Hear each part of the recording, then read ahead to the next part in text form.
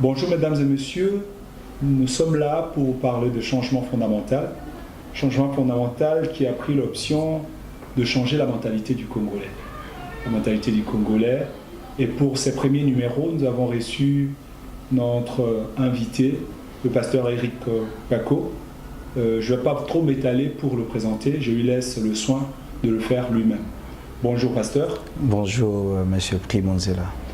Pasteur, est-ce que vous pouvez vous présenter à nos téléspectateurs pour pouvoir vous découvrir? Merci monsieur Primo, je suis le pasteur Eric Paco, je suis visionnaire du ministère chrétien autour du trône. Nous avons notre vision, c'est imposer le trône de Dieu dans des familles, imposer le trône de Dieu dans le pays, dans les nations. Voilà, nous nous réunissons chaque mercredi de 0h à 3h du matin dans la veillée, chaque samedi de 9h à 12h et chaque dimanche de 7h à 9h dans la salle de fête de l'hôtel Empreinte, 6 avenue Madouda, 1 Abus, dans la commune de Bandalungwa. Merci. Le pasteur s'est présenté et pasteur, nous allons entrer dans le vif de notre sujet puisque nous parlons de changement fondamental, de changement de la mentalité du Congolais. Nous allons partir d'un constat. Vous êtes homme de Dieu, vous êtes en contact régulier avec la population. Quel est le constat de la société congolaise en général et de la société quinoise en particulier aujourd'hui? Bon, le constat que j'ai fait, surtout au niveau de notre capitale, c'est que j'ai remarqué il y a un problème de loi, il y a un problème de principe. Beaucoup de gens aujourd'hui dans notre ville considèrent d'autres péchés comme quelque chose de normal. Vous allez trouver par exemple dans l'église, quelqu'un peut se permettre d'aller voler dans la caisse de l'État, voler au niveau du travail et venir donner l'offrande. La corruption par exemple, quelque chose qui n'est pas bon, qui n'est pas autorisé par la Bible, ni par les lois de la République. Et vous allez voir que c'est quelque chose qui devient maintenant monnaie courante et c'est tout le monde qui l'applique.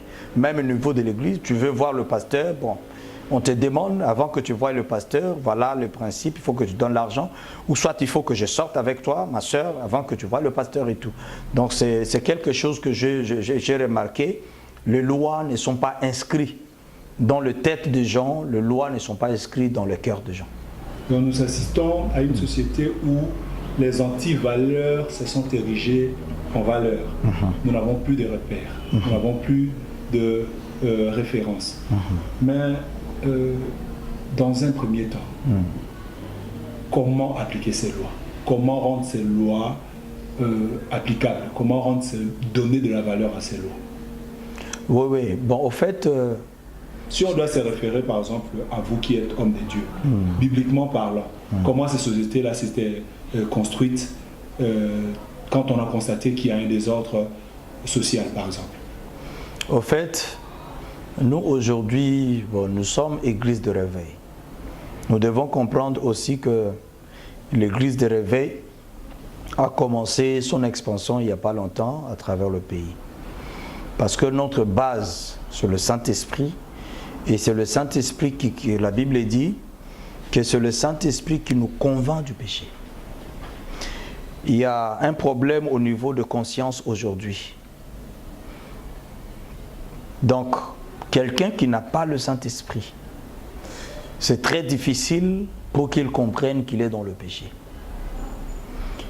Vous pouvez remarquer une chose, une personne qui a le Saint-Esprit, s'il tombe dans le péché, ça lui fait mal. Il doit chercher à réparer avec le Seigneur. Ce qui n'est pas applicable aujourd'hui dans notre société. Quelqu'un qui vient de tomber dans le péché, quelqu'un qui vient de déconner, même une femme mariée qui vient de tomber dans l'adultère, bon non, elle est tranquille. Elle s'arrange même pour montrer aux gens qu'elle va bien. Vous voyez aujourd'hui même dans nos églises, un pasteur qui a des concubines ça et là, Mais il se permet un dimanche de prêcher aussi la bonne nouvelle, dont la conscience est par terre, la conscience est tuée, la conscience est neutralisée, parce que le Saint-Esprit n'a plus de place dans nos vies. Et aujourd'hui, le Saint-Esprit fonctionne avec le loi de Dieu. Parce que vous allez remarquer que le Seigneur a donné les 10 commandements aux enfants d'Israël. Mais avant que la Bible ne vienne, avant que l'Évangile ne nous atteigne ici, en République démocratique du Congo, les gens avaient déjà les 10 commandements. Les gens savaient que tuer, ce n'est pas bien. Les gens savaient que prendre la femme d'autrui, ce n'est pas bon. Et c'est sur base de cette loi que le Saint-Esprit interpelle les gens. Alors, aujourd'hui, qu'est-ce qui pousse les gens de pouvoir demeurer dans le péché, dans l'immoralité? C'est que toi et moi, nous sommes là. Je t'ai vu, tu es sorti avec une femme d'autrui, tu es venu, tu as prêché. Tu as prêché la bonne nouvelle, tu étais aussi si maîtrisé, tu étais tranquille, tu as parlé de la part du Seigneur. Et moi, je vais te poser la question. Parce que lorsque j'étais tombé dans le péché, le Saint-Esprit m'avait vraiment neutralisé, le Saint-Esprit m'avait dérangé. Je vais te poser la question, mais comment tu fais? Moi, quand je tombe, je n'ai pas la paix et tout ça. Tu me diras que non, il faut surmonter ça, tu vois, et tout. Et ce sont des choses qui ont détruit aujourd'hui notre société. Parce que les gens qui nous ont précédés, les gens qui ont géré avant nous, malheureusement, pour le peuple congolais, on a connu des gens qui ont considéré la caisse de l'État comme leur propre argent. On pouvait puiser dans la caisse de l'État pour construire des maisons aux concubines. On pouvait puiser dans la caisse de l'État pour faire de la folie, acheter des voitures, acheter des maisons et tout ça. Les enfants ont grandi dans tout cela. Les enfants ont vu leur papa faire ça. Ceux-là qui ont fini l'université ont vu les aînés en train de faire la politique de cette manière-là. Et ils ont vu, pour eux, c'est comme une expérience professionnelle. L'aîné faisait ça, il couvrait avec tel document et tout. Et vous allez voir qu'il y a une intelligence qui est développée au niveau de notre société, qu'il ne faut pas manger seul. Donc quand je vole, je viens avec le présent auprès de mon chef. Du chef, na retira kini nouana et tout ça. Et voilà. Votre part. Votre part. Vous voyez la voiture là, ça c'est pour madame. Et ça c'est votre enveloppe. Et ça c'est Bukwa Lopango. J'ai acheté ça, c'est à Limité. Vous pouvez aussi voir, voilà les photos. Donc déjà, on prépare le chef avec tout ça. Le chef se réveille un bon matin.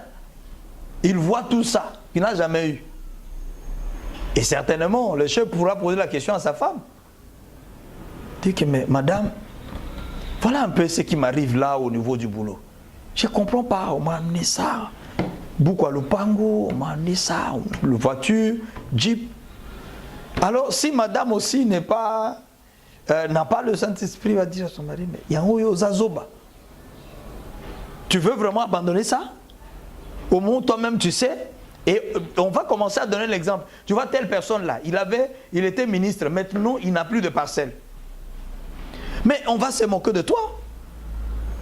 Deuxièmement, mon frère Primo, aujourd'hui à Kinshasa, si tu voles de l'argent, par exemple, tu étais ici à Bandal, enfant de Bandal, né, grandi à Bandal, et que tu détournes l'argent, tu viens, tu construis une belle maison ici.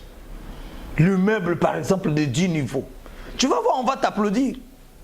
Dis que non, Mbalasa, donc tu vois que c'est quelque chose, donc ce n'est plus un péché. Donc, on a érigé les antivaleurs en valeur. Exactement. Le vol est devenu quelque chose de normal. On se rend compte qu'il y a toute une génération qui a mal géré le pays et qui a fait que le pays plonge dans ces malheurs que nous sommes en train de défendre. Exact. Mais, pasteur, est-ce que nous devons continuer à gérer le pays de cette manière-là? qu'est-ce qu'il faut faire pour la génération future? Parce que ceux qui gèrent, et peut-être qui géreront dans 10 ans encore, sont déjà sur un chemin désorienté. Qu'est-ce que nous pouvons faire sur le plan de la société pour que nos enfants d'aujourd'hui ne tombent pas dans le même piège, dans la malversation, dans la corruption que nous aujourd'hui nous sommes en train de vivre? Oui, il y a deux choses. Premièrement, il y a la famille. Deuxièmement, il y a l'école. Et troisièmement, il y a la société, là où l'homme travaille. La société où se trouve également l'Église. Exactement. Alors, vous pouvez réussir au niveau de la maison, vous dites, j'ai bien éduqué mes enfants. Mais il faut faire très attention.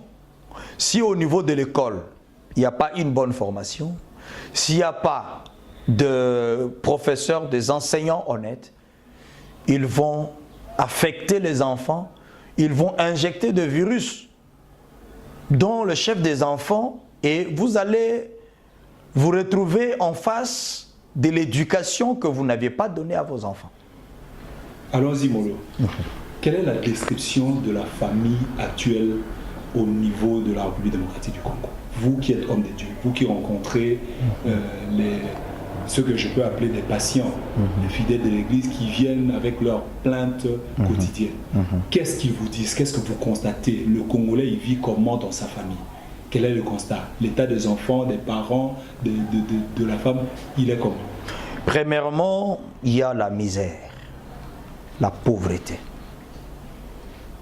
C'est ce que nous sommes en train de vivre aujourd'hui dans notre pays. La pauvreté. Je pense que si tu te rappelles, à un certain moment, il y a, je ne sais pas si ça existe jusqu'aujourd'hui, où on mange par, comment dirais-je, tour. Par délestage. Exactement. Aujourd'hui, c'est les enfants, ou soit c'est les filles qui ont droit à la nourriture. Demain, c'est les garçons qui ont droit à la nourriture. Le lendemain, c'est les parents.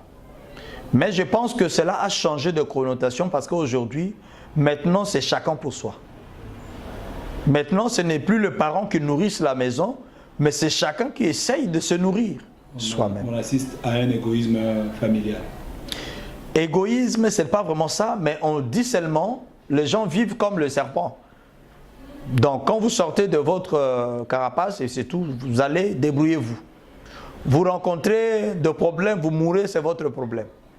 Nous, parents, on a fait notre part, vous avez la vie sauve, débrouillez-vous. Donc, aujourd'hui, dans notre société, chaque enfant se débrouille. Raison pour laquelle, si vous sillonnez aujourd'hui dans notre ville, vous allez trouver les enfants de 3 ans, 4 ans, 5 ans, en train de chercher des graviers pour aller vendre. Si vous sillonnez, vous allez voir nos petits, les ambulants, qui font de cirage. Ce sont des enfants de 5 ans, 6 ans, 7 ans, 8 ans. Qu'est-ce que ces enfants-là font? Ces enfants-là se débrouillent, économisent, pour que peut-être demain, ils commencent les études. Il y a des enfants qui aujourd'hui chôment. Il a chômé cette année pour essayer un peu d'économiser, pour pouvoir intégrer l'école demain. Ce sont des réalités que nous sommes en train de vivre. Vous allez voir un parent, cette année, il a payé les études pour 2 enfants. Les 2 autres, il dit, je n'ai pas assez de moyens, vous allez temporiser. Donc cette année, ces 2 enfants étudient. L'année prochaine, ces 2 enfants vont chômer et les 2 autres vont aussi étudier. Donc on assiste à un délestage même au niveau de l'accès à l'enseignement.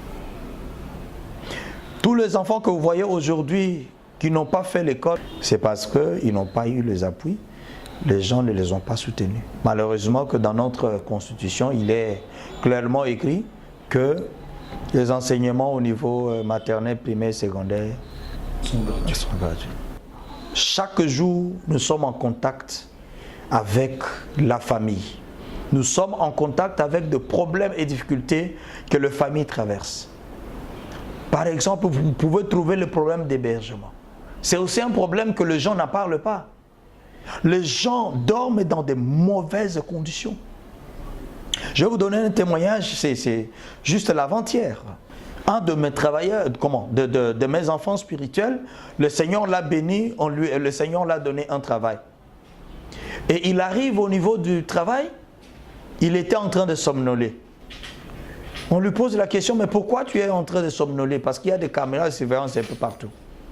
Il dit, chef, nous passons la nuit au salon, nous sommes entassés là-bas et tout. Et des fois, les gens sont en train de regarder la télé, nous devons attendre. S'il y a des films qui doivent aller jusqu'à 2 h du matin, nous devons attendre. Et voilà pourquoi j'étais en train de somnoler. En dehors de la situation familiale, l'état de l'enseignement aujourd'hui, il est comment? L'enseignement aujourd'hui est synonyme d'errance sociale. Ah, donc il faut appartenir à un certain degré social pour pouvoir accéder à un enseignement correct. De qualité.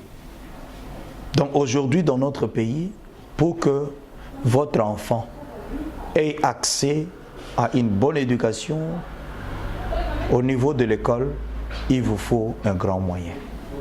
D'où automatiquement les petits peuples est sacrifié.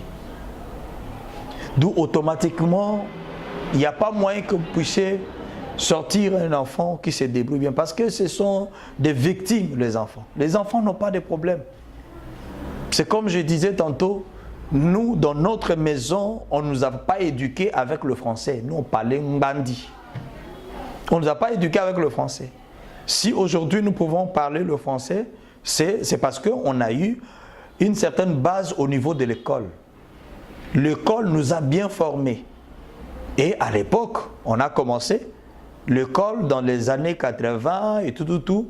Là, la société zaïroise à l'époque était encore organisée. À l'époque, les gens quittaient le pays à travers l'Afrique et tout ça, venaient en République démocratique du Congo pour des enseignements de qualité. Raison pour laquelle aujourd'hui. Mais aujourd'hui, qu'est-ce que nous remarquons? Nous remarquons que ce niveau des enseignements a baissé. Pourquoi? Le social.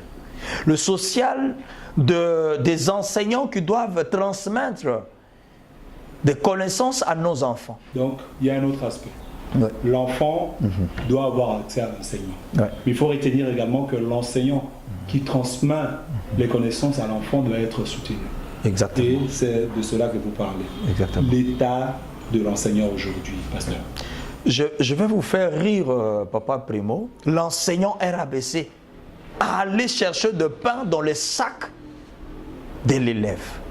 Pourquoi? C'est parce que l'enseignant n'est pas bien entretenu, l'enseignant n'est pas bien payé, l'enseignant ne mange pas bien, l'enseignant ne s'habille pas bien. Alors comment voulez-vous que l'enseignant puisse communiquer de l'intelligence à un enfant qui est peut-être bien nourri? Vous allez vous rappeler, peut-être, je ne sais pas si tu as vécu ça, il y a des enfants qui s'habillent bien que les professeurs, ils sont fous, ils ne peuvent pas respecter l'enseignant. Donc l'enseignant n'est plus respecté, et c'est ce qui fait que l'enfant n'a plus la connaissance qu'il lui faut, parce que l'enseignant doit être entretenu pour pouvoir lui transmettre les connaissances requises. Ça plonge maintenant la société dans quelle situation? Nous assistons à la corruption, nous assistons à des vols, quelqu'un qui vole, quelqu'un qui corrompt. C'est quoi sa situation? C'est quoi les conséquences qui lui parviennent? Le problème, c'est que la Bible dit « L'homme moissonnera que ce qu'il aura sémé ». C'est une loi, c'est dans l'alliance que le Seigneur a conclu avec Noé. Il a dit à Noé, parce que Noé avait eu cette initiative de bâtir l'autel pour le Seigneur après le déluge. Et le Seigneur lui dira, tant que cette terre existera, la loi de la semaille et de la moisson ne passera jamais. Cela veut dire que c'est que l'homme est en train de s'aimer, il le moissonnera. Le problème, c'est que les gens doivent se poser la question. Avec quoi tu nourris ta maison? Avec quel argent? Avec quelle nourriture? C'est bien bon, tu te dis, moi je suis responsable, j'amène quelques trucs dans la maison. Mon fils, ma femme m'avait demandé telle chose, je pars voler dans la caisse de l'État. Je pars voler dans l'entreprise. Parce que peut-être, je vous rassure, que je vous informe, qu'il y a d'autres personnes qui volent même de l'argent pour aller se faire voir dans des églises. Parce qu'on a demandé ça, bon, on va me voir que je suis un donateur, je vais donner 100 $, mais oh, la personne vole dans la caisse de l'État. Oui, tu amènes ça dans l'église de Dieu, mais toi, tu ne seras pas béni, parce que ce n'est pas une bonne sémence. Donc vous retenez, vous qui prenez de l'argent, de deniers publics pour pouvoir alimenter l'église, l'église en profitera, mais vous ne serez pas béni parce que vous avez donné de l'argent à l'église. Est-ce qu'il vous arrive, vous qui êtes au niveau de l'église, de constater qu'il y a aussi des vols dans la caisse de l'église? Malheureusement que cela s'est fait aussi dans l'église. Malheureusement, il y a toujours eu des conséquences graves. Pas seulement en rapport avec l'enfer. Même ici-bas, il y a des conséquences graves qui arrivent aux personnes qui volent de l'argent dans les paniers, dans l'église des dieux. Il y a des conséquences, mais il y a même des hommes de Dieu qui détournent l'argent, par exemple, l'argent destiné à l'achat de la parcelle. Vous prenez cet argent, vous voulez faire avec de folie, vous prenez cet argent pour vous, vous achetez votre propre maison, vous baptisez votre propre villa et tout, mais il y a des conséquences. Si vous vous approchez auprès de tous ces hommes de Dieu qui ont eu à négliger l'argent destiné à la construction, par exemple, de l'église, achat des instruments et tout, ils ont eu des conséquences. Et pas seulement au niveau des hommes de Dieu, même au niveau des fidèles. Vous savez, il y a une chose que les gens oublient aujourd'hui, Papa Primo, par rapport même aux dîmes. Tu pars, tu travailles, tu as l'argent, mais tu ne payes pas ta dîme. La Bible dit dans Malachie 3, à partir du verset 8 jusqu'au verset 12, la Bible dit que vous trompez Dieu et vous êtes sous la malédiction. Imagine-toi que pour votre propre argent, vous avez travaillé du 1er au 30. Et maintenant, vous devriez normalement sortir le 1/10 pour Dieu, mais vous prenez tout, vous bouffez. Dieu dit que vous êtes sous la malédiction. Et à plus forte raison, une personne qui part voler maintenant dans la caisse. Il y a un exemple dans la Bible. Les enfants de prophète Élie. Qu'est-ce qu'ils faisaient? L'offrande qui était destinée à Dieu, parce qu'il fallait d'abord brûler l'offrande avant de prendre une partie pour soi, pour le sacrificateur. Mais eux prenaient avant que cela soit brûlé. Et ils étaient morts d'une manière terrible. Et après leur père, cet acte-là était tombé sur le prophète Élie. Dieu a dit, puisque tu n'as pas su contrôler tes enfants, c'est fini, je viens ôter la sacrificature. C'est comme ça que le prophète Samuel a succédé au prophète Élie. Le pasteur l'a dit pour les hommes de Dieu, mais je pense que nous devons étendre cela au niveau de tous les Congolais, parce que nous parlons de changement de mentalité. Vous devez cesser de prendre le denier public comme si c'était votre poche. Parce qu'une fois que vous le faites, les conséquences sont réelles. Vous allez vous retrouver dans des situations où autour de vous, il y a des choses qui se passent et que vous ne comprendriez peut-être qu'à la fin de votre vie. Qu'est-ce qu'il faut faire pour arrêter cette hémorragie-là? Comment on peut se retrouver dans une société où tout le monde est devenu corrompu, tout le monde est devenu voleur, tout le monde érige les antivaleurs en valeurs, tout le monde trouve son compte dans ce qui est mal fait. Comment trouver solution à ça? Ouais, il y a que la justice. Il n'y a que la justice qui peut redresser les choses. Dans un premier temps, je pense que premièrement on avait parlé de la base, donc les enseignements, les encadrements, l'éducation et tout. Mais il y a aussi la justice. Vous savez, aujourd'hui, nous, enfants de Dieu, nous nous référons à la Bible, aux lois que le Seigneur nous a instituées. Nous savons que connaître une femme avant le mariage, c'est de l'impudicité. Malheureusement pour d'autres, ce n'est pas le péché parce que Nazalakana moko yangai. tu es dans le péché parce que tu vis dans l'impudicité. Et si cette loi-là doit rester dans les têtes, vous savez, même dans les maisons, quand vous avez un peu de fouet, un peu de punition pour les enfants, vous mettez votre Bible ici, votre stylo ici, l'enfant vient, il le déplace. Quand vous venez, qui a déplacé ça? Oh non, c'était... Tu donnes des punitions, ou soit tu mets un peu de fouet, demain cet enfant-là ne va pas le faire. Parce que cela sera gravé dans sa tête. Quand tu cries sur l'enfant, je ne veux pas de vol, je ne veux pas de mensonge, même si tu n'es pas là, là où l'enfant sera, non, ça va commencer à crier, continuer à crier dans sa tête, papa ne veut pas de ça. Même lorsqu'ils seront entre eux les enfants, l'autre va reprocher son frère pour dire que papa n'aime pas ça, maman n'aime pas ça. Vous voyez que ce sont des lois, c'est la justice qui doit réguler tout ça. Ce n'est pas pour rien que nous avons des prisons. Quand quelqu'un fait du mal, on l'emprisonne, on le punit. Et cela essaye un peu d'arranger. Même dans nos prisons, on parle de centres de rééducation. Pourquoi on parle de centres de rééducation, des centres pénitentiaires? Pourquoi on parle de ça? C'est parce que, avec ça, les gens ont eu l'expérience que quand on applique la loi, quand on est rigoureux, quand on est strict dans l'application des textes, dans l'application de nos lois, les lois qui nous régissent, là, il y a de l'ordre, même dans nos églises. Dans votre église, s'il n'y a pas le règlement intérieur, si dans votre église, il n'y a pas le statut, vous ne saurez pas encadrer les gens. Parce que les serviteurs qui viennent travailler dans votre église doivent avoir connaissance de ce qui vous unissent, de ce qui vous régit. Que ici, dans notre vision, voilà comment nous marchons. Ici, dans notre vision, par exemple, vous trouverez dans d'autres églises, si vous n'avez pas de foulard, vous n'entrez pas ici. Si vous entrez sans foulard, on vous fait sortir. Et demain, vous ne viendrez pas sans foulard parce que hier, on vous avait expulsé du culte.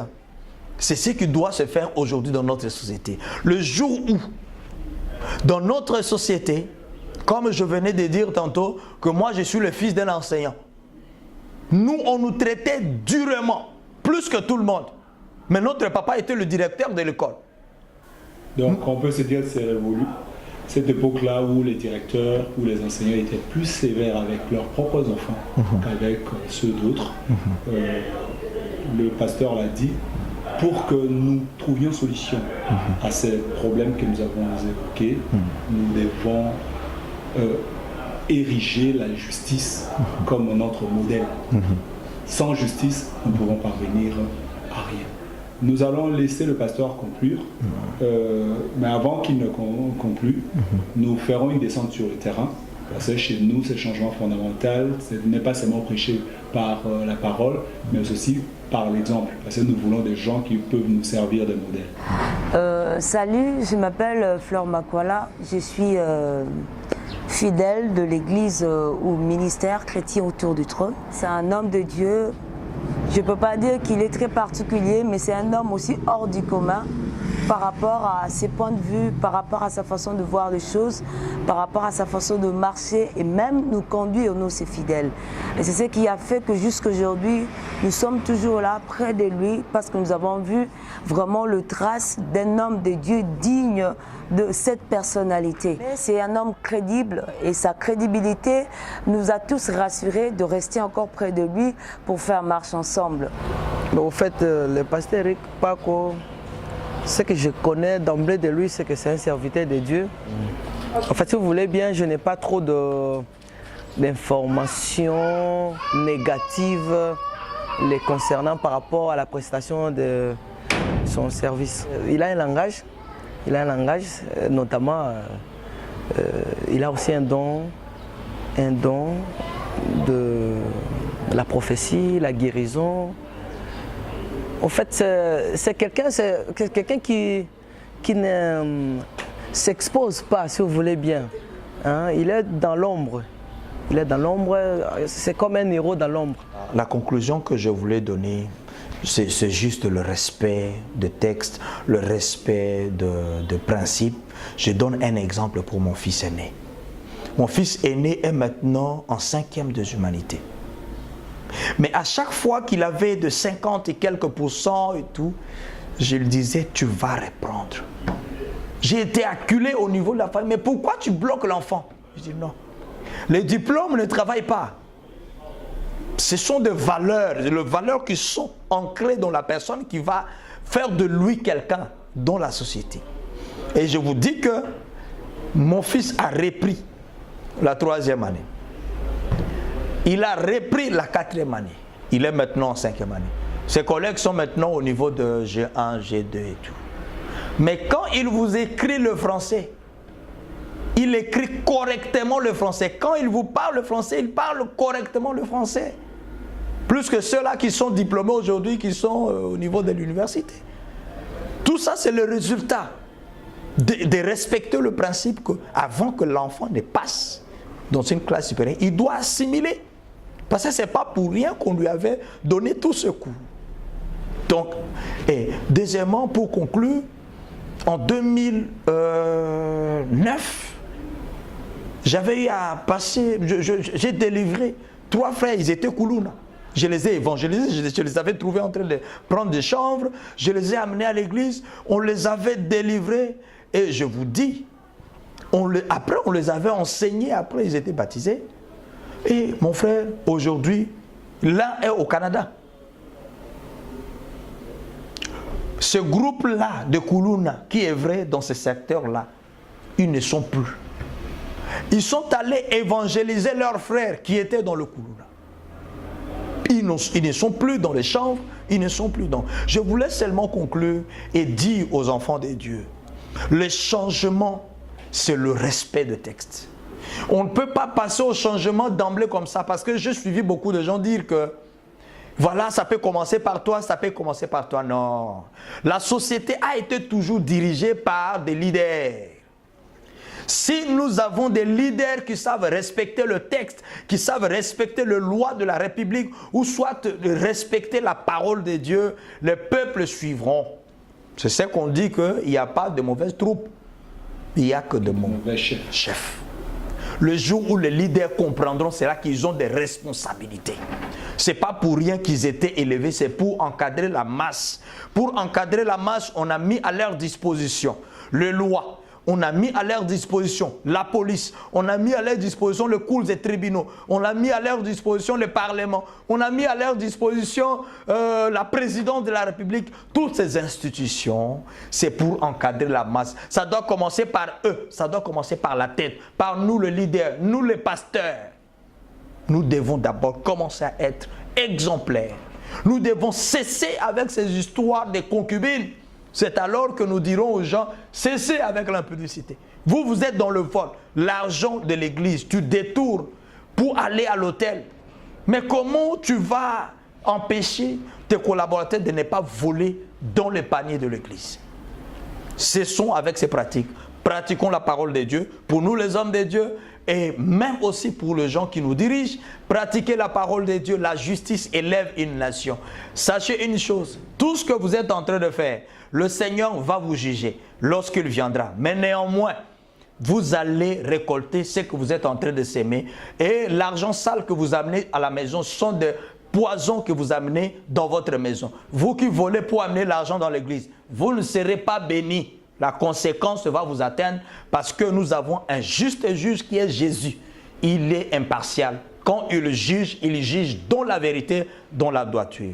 Voilà, pour finir, je voulais vous dire merci. Merci infiniment à Papa Primo Nzela. Merci infiniment pour ces magazines. Merci pour les téléspectateurs. Je voudrais seulement vous dire que notre vision, c'est imposer le trône de Dieu dans les nations, imposer le trône de Dieu dans nos travails, dans nos bureaux, dans nos familles, pour que dorénavant, Dieu soit le seul maître que le règne, que le domine, alors la maladie n'aura pas de place, ni le célibat, ni le chômage, et ainsi de suite.